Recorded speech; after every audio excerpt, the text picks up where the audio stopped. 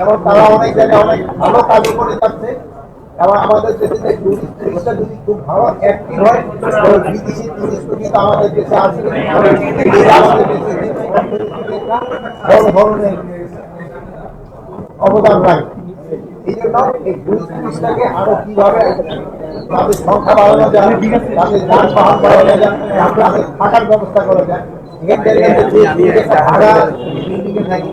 তাদের নিজস্ব একটা বিল্ডিং হওয়া দরকার, আমাদের আলোচনা হয়েছে।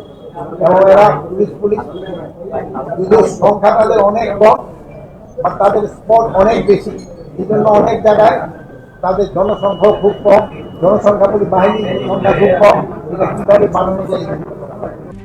RICL TMX, যুগের পর যুগ স্থাপনা থাকে মজবুত। বর্তমান পরিস্থিতি নিয়ে একটু প্রশ্ন ছিল স্যার, সেটা হচ্ছে যে মব জাস্টিস তো হচ্ছে, যে মব জাস্টিস বলছে না, মব সন্ত্রাস বলছে, চারিদিকে আসতেছে। রিসেন্টলি পুলিশও মব জাস্টিসের শিকার হচ্ছে, বিদেশিরা শিকার হচ্ছে, পরবর্তীতে তাদের বাসাবাড়িতে ঢুকে মব জাস্টিস হচ্ছে। এই বিষয়ে আসলে গত 6 মাস আমি আপনার সাথে আমি দ্বিমত করবো না, এটা তো আমাদের হচ্ছে, বাট এটা আমরা যে জায়গায় হচ্ছে আমরা কিন্তু সাথে সাথে তাদের আইনের আওতায় নিয়ে আসবো। এ ব্যাপারে আমি আপনাদের কাছে অনুরোধ করবো, আপনাদের কাছে পুলিশের উপরেও আচরণ এইগুলি ক্ষেত্রে আপনারা জনগণকে একটু সচেতন করতে হবে। জনগণ এত উচ্ছৃঙ্খল হয়ে গেলে কিন্তু অনেক সময় সমস্যা হয়, মানে বাহিনী দিয়ে তো সবসময় কন্ট্রোল করা যায় না। এই ক্ষেত্রে যেমন ধরেন আমাদের ছেলে মেয়েদের কন্ট্রোল করার জন্য মা বাবা তার একটা বড় ভূমিকা পালন করে, আত্মীয় স্বজন একটা বড় ভূমিকা পালন করে। এই জন্য এই ক্ষেত্রে আপনাদেরও একটা বড় ভূমিকা পালন করতে হবে এই ধরনের ঘটনা না ঘটে। বাট আমাদের এই জন্য আইন শৃঙ্খলা বাহিনী কিন্তু সবসময়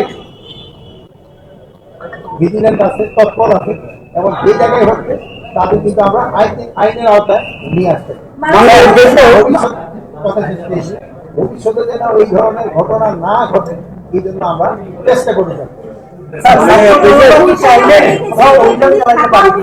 এইটা ক্ষেত্রে কারো কোনো অধিকার নাই, আইন শৃঙ্খলা বাহিনী ছাড়া কোনো অভিযান চালানো।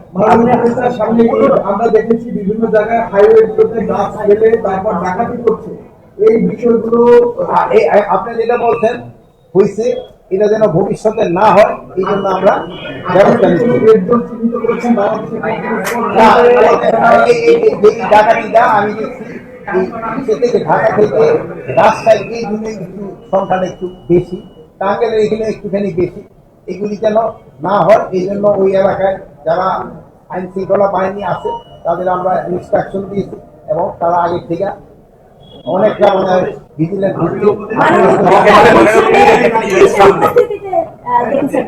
ক্ষেত্রে যেন চাঁদাবাজি যেন না হয় এবং চিন্তায় যেন না হয়, এই জন্য আমরা ব্যবস্থা নিচ্ছি।